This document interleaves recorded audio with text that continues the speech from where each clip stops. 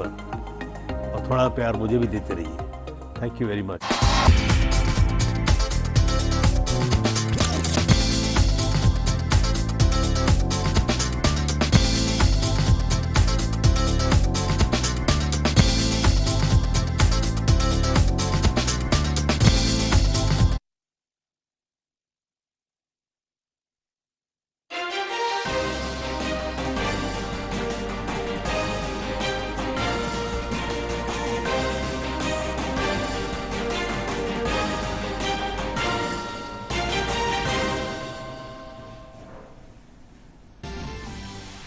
वज़ीर-ए-आज़म नरेंद्र मोदी आज लखनऊ में उत्तर प्रदेश आलमी सरमायाकार सरबराह इजलास 2023 का करेंगे इफ्तिताह। साथ ही ग्लोबल ट्रेड शो और इन्वेस्ट यूपी 2.0 का भी करेंगे इफ्तिताह। मुंबई में 2 नई वंदे भारत एक्सप्रेस ट्रेन को हरी झंडी दिखाकर करेंगे रवाना।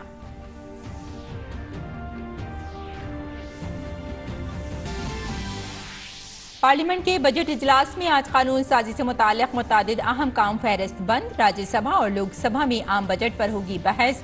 लोकसभा में प्राइवेट मेंबर बिल पर भी बहस की तजवीज़।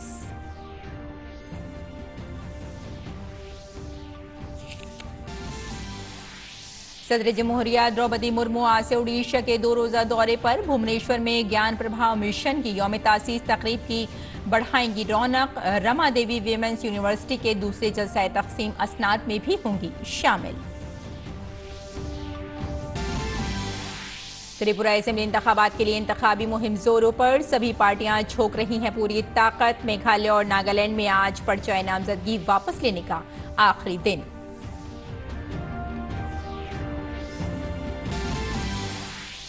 इसरो श्रीहरिकोटा से SLV के दूसरे तरक्याती परवाज का करेगा आगाज। अपनी 15 मिनट की परवाज के दौरान SSLV-D2 का मकसद EOS-7, जेनस-1 और आजादी सेट 2 सैयारचों को 450 किलोमीटर के मदार में दाखिल करना है। तुर्की और शाम में जलजले के बाद राहत और बचाव का काम जंगी सतह पर जारी। मरने वालों की तादाद 20,000 से तजावुज। हजारों लोग हुए बेघर। भारत की जानिब से तुर्की भेजी गई NDRF की टीमें ग्राउंड जीरो पर मुतासरीन की मदद में मसरूफ।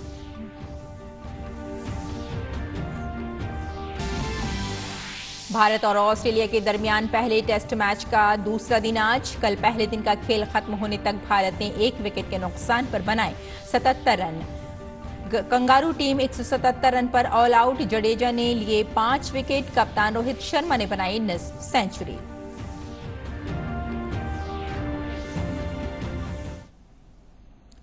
आदाब नाज़रीन, खबरनामे में आपका इस्तकबाल है। मैं हूं आपके साथ रेशमा फारूकी। आइए तफसील से अब खबरों पर नजर डालते हैं। मुल्क की मईशत में 8% का ताउन करने वाले उत्तर प्रदेश में आज से ग्लोबल इन्वेस्टर्स समिट का आगाज हो रहा है। वज़ीर-ए-आज़म नरेंद्र मोदी आज उत्तर प्रदेश के ग्लोबल इन्वेस्टमेंट समिट का इफ्तिताह करेंगे और यहां पर उभरते नए उत्तर प्रदेश के MSME sector, 1 district 1 product, make in India, G20 और स्टार्टअप से मुताल्लिक़ नुमाइश का हिस्सा भी बनेंगे।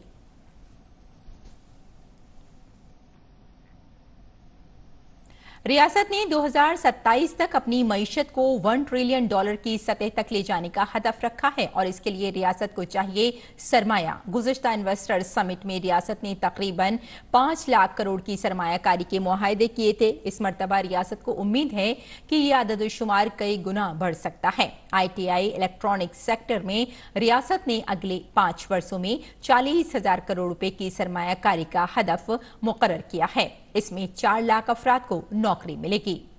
रियासत में 3 बड़े डेटा साइंसर्स की तादाद के लिए 20,000 की सरमायाकारी की भी तजवीज है। रियासत में हमजह तरक्की के लिए defence and aerospace manufacturing, TV manufacturing, warehousing and logistic, electronic manufacturing, tourism और MSME पर खुसूसी तवज्जो दी जा रही है।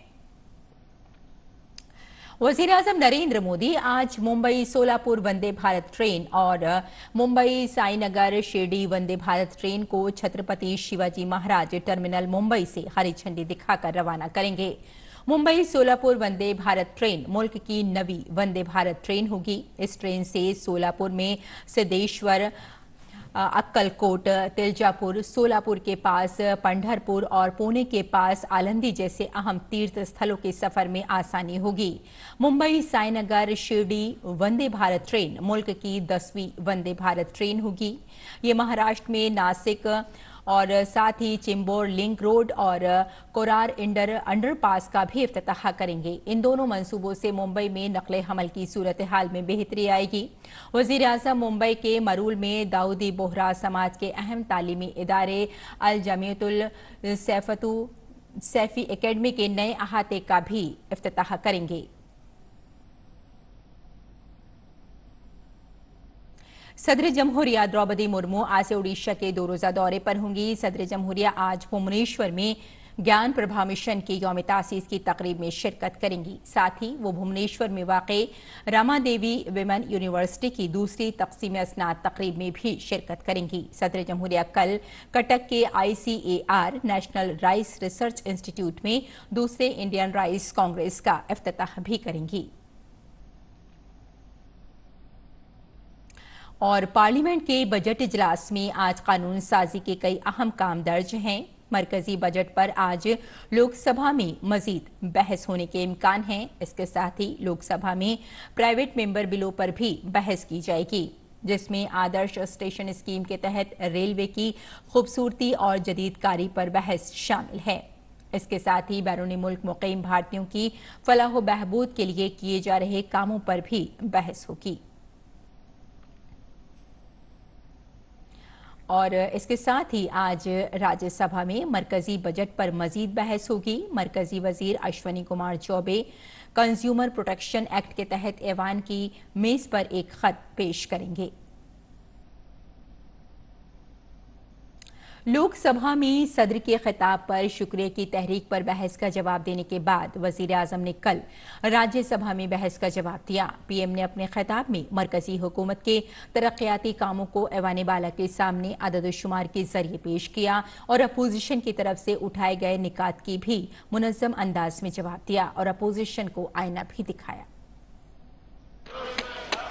राज्यसभा में सदर के खिताब पर शुक्रिया की तहरीक पर बहस का जवाब देते हुए PM मोदी ने कई मसाइल पर अपने और अपनी हुकूमत के बारे में बात की। अपनी तकरीर में जहां वजीर आजम ने मुल्क की माशी तरक्की को आदद शुमार के जरिए पेश किया, वहीं मुखालफिन पर खूब हमलावर हुए। PM मोदी ने कहा कि उनकी हुकूमत पर यह इल्जाम है कि आपने नेहरू का नाम नहीं लिया, लेकिन उनकी नस्ल के शख्स को नेहरू का सरनेम लगाने में ही शर्म आती है। किसी कार्यक्रम में अगर नेहरू जी के नाम का उल्लेख नहीं हुआ तो कुछ लोगों के बाल खड़े हो जाते हैं, उनका लहू एकदम गर्म हो जाता है कि नेहरू जी का नाम क्यों नहीं दिया। आदरणीय सभापति जी, मैं बहुत आश्चर्य होता है कि चलो भाई, हमसे कभी छूट जाता होगा नेहरू जी का नाम, और छूट जाता होता होगा हम ठीक भी कर लेंगे क्योंकि वो देश के पहले प्रधानमंत्री थे। लेकिन मुझे ये समझ नहीं आता है कि उनकी पीढ़ी का कोई व्यक्ति नेहरू सरनेम रखने से डरता क्यों है। PM मोदी ने आदद शुमार के जरिए अपोजिशन को आईना दिखाया और कहा कि जो लोग हम पर रियासतों को परेशान करने का इल्जाम लगा रहे हैं, उन्हें देखना चाहिए कि कांग्रेस ने आर्टिकल 356 का कितनी बार इस्तेमाल किया। जरा इतिहास उठा करके देख लीजिए, वो कौन पार्टी थी, वो लोग कौन सत्ता में बैठे थे जिन्होंने आर्टिकल 356 का सबसे ज्यादा दुरुपयोग किया।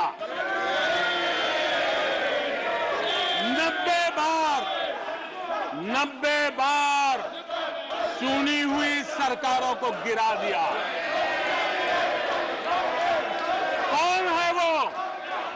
कौन है जिन्होंने किया? कौन है जिन्होंने किया?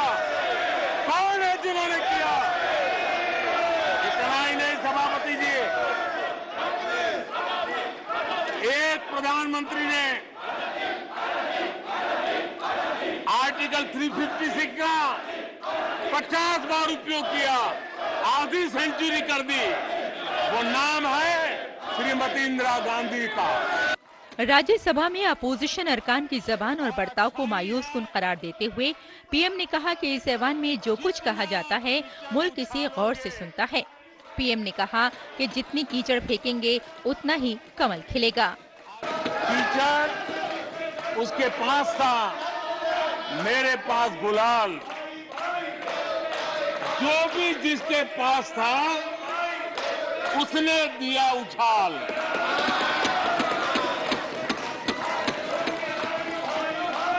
और अच्छा ही है, जितना कीचड़ उछालोगे कमल उतना ही ज्यादा खिलेगा।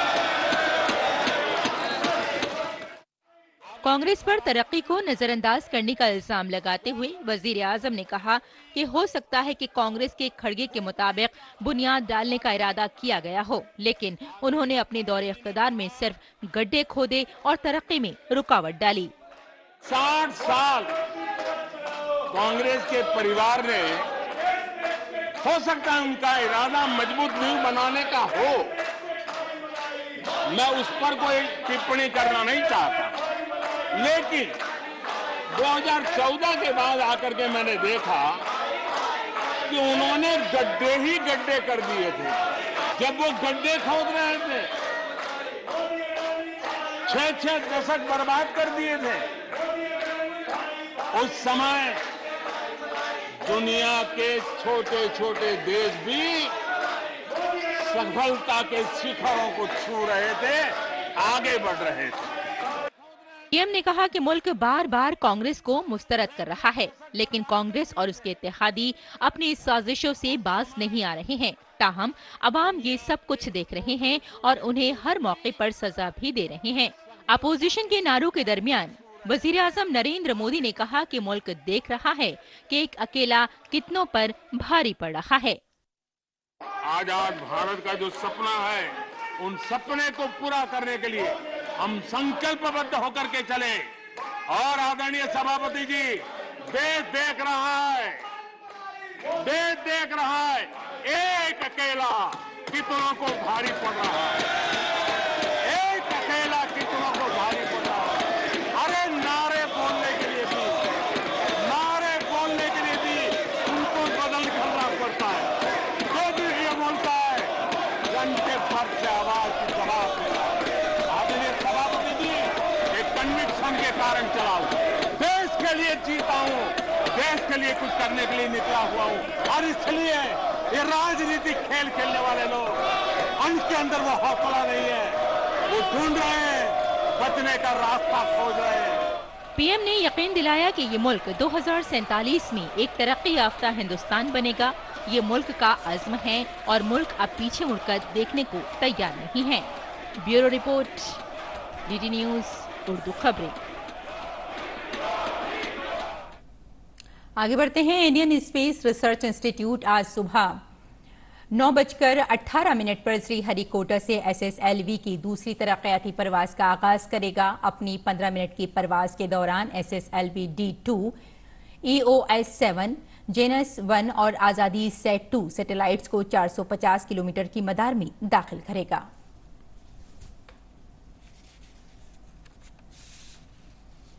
और त्रिपुरा में असेंबली इंतखाबात के लिए इंतखाबी मुहिम जोरों पर है। तमाम जमातों के कायदीन इंतखाबी मुहिम में अपनी तमाम तरक़ुव्वत लगा रहे हैं।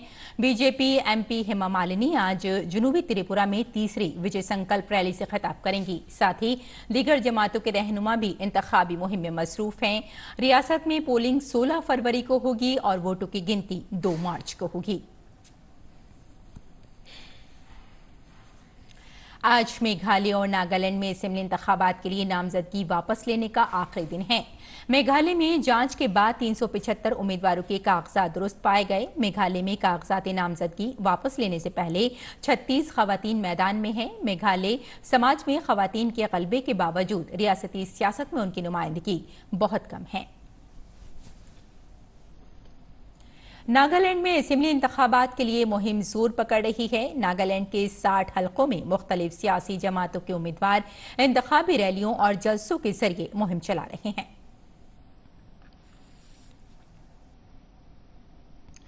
भारत अब हर शोबे में आत्मनिर्भर बन रहा है। मुल्क के नौजवान मेक इन इंडिया की तर्ज पर नित नए इख्तरा कर रहे हैं।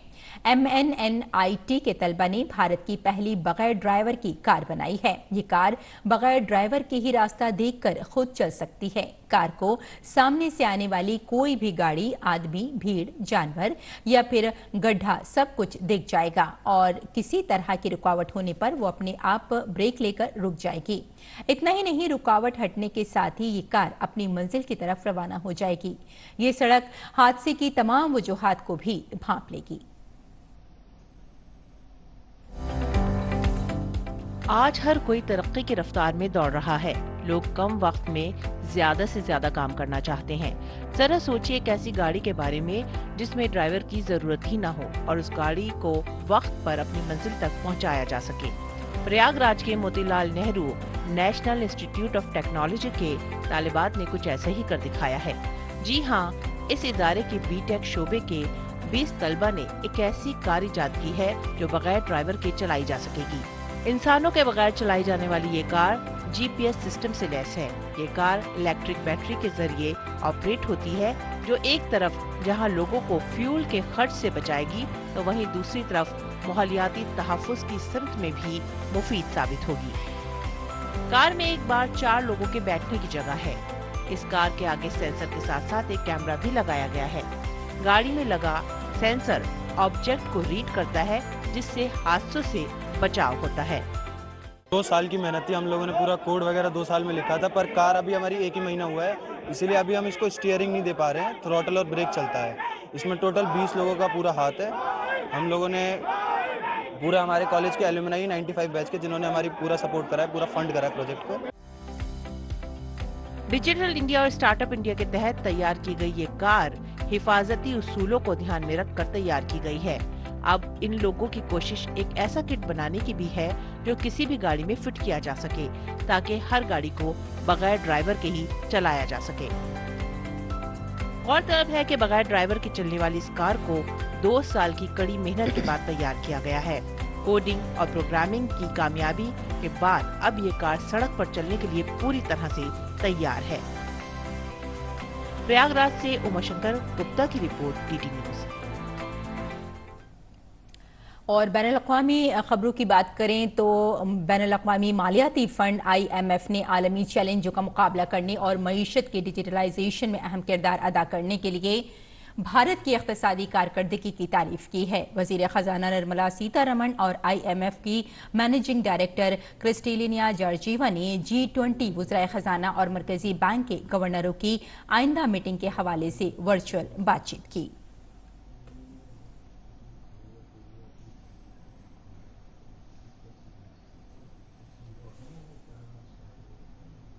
और इलेक्ट्रिक गाड़ियों के मार्केट में 2030 तक 5 करोड़ नौकरियां आएंगी। 8 सालों में मुल्क में इलेक्ट्रिक गाड़ियों की तादाद 1 करोड़ से तजावुज कर जाएगी। साल 2022 में मुल्क में EV की फरोख्त की तादाद 10 लाख तक पहुंच गई है।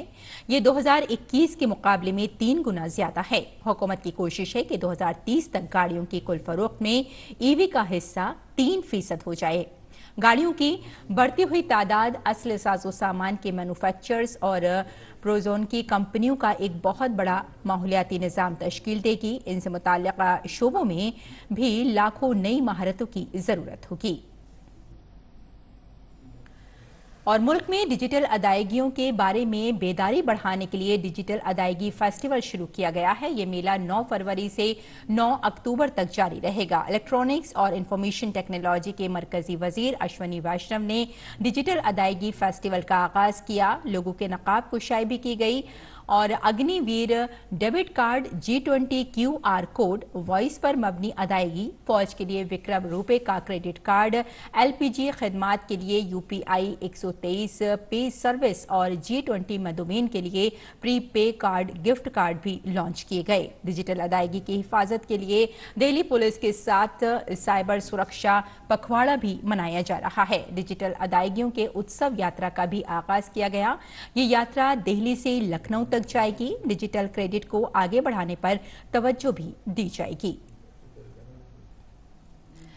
और बेड़ियों की बढ़ती हुई जरूरत और उनमें लिथियम के इस्तेमाल को मद्देनजर रखते हुए ये जखीरा मुल्क के लिए हिकमत अमली के लिहाज से बहुत अहम साबित हो सकता है। जम्मू कश्मीर के जिला रियासी में मिले जखीरे में 5.9 मिलियन टन लिथियम का तखमीना लगाया गया है।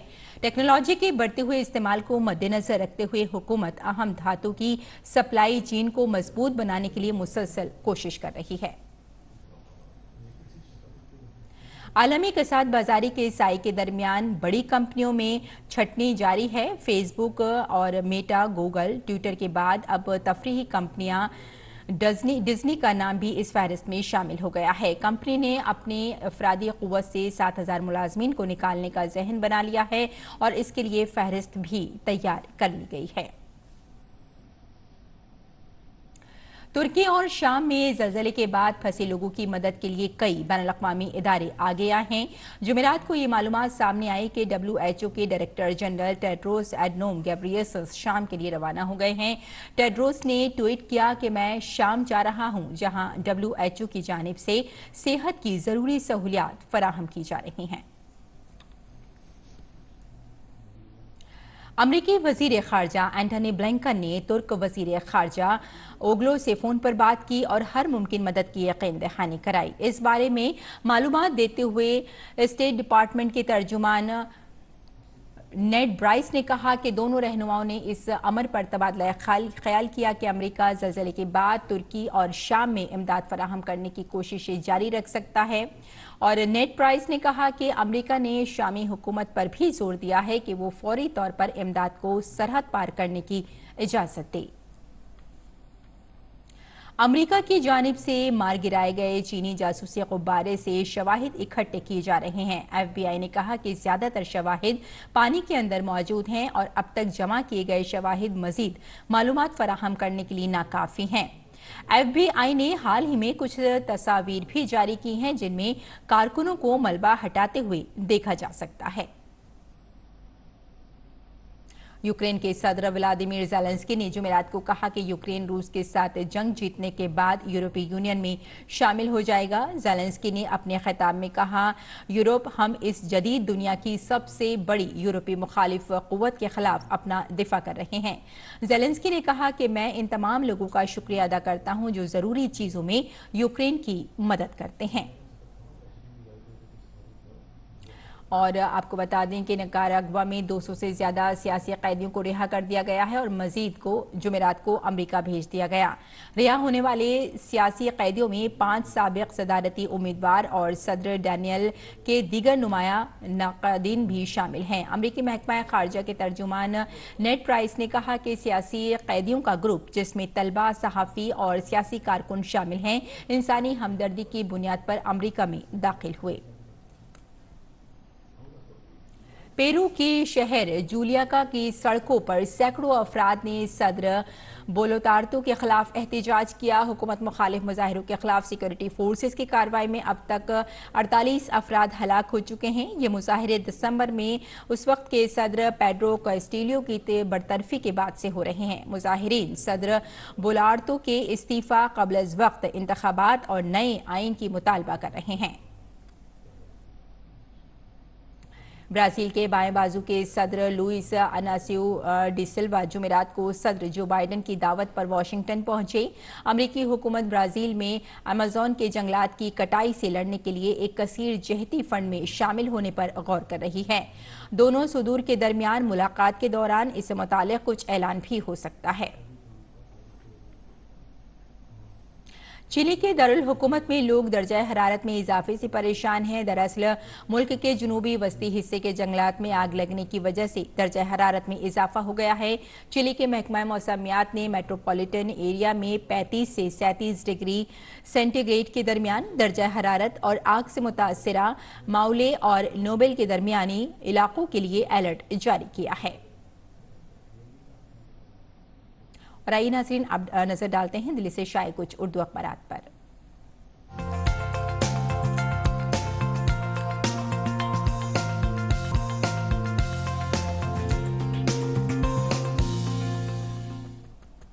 तो नाज़रीन, अखबारात के जायजे में आइए सबसे पहले नजर डालते हैं रोजनामा राष्ट्रीय सहारा पर।